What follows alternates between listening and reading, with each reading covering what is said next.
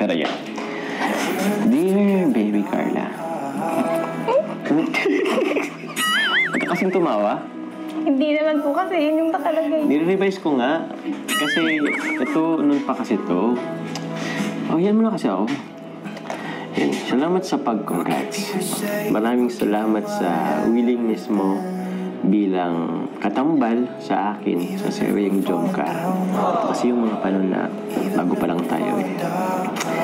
Lahat ng blessings na natatanggap mo, lahat yan ay sobrang deserve mo.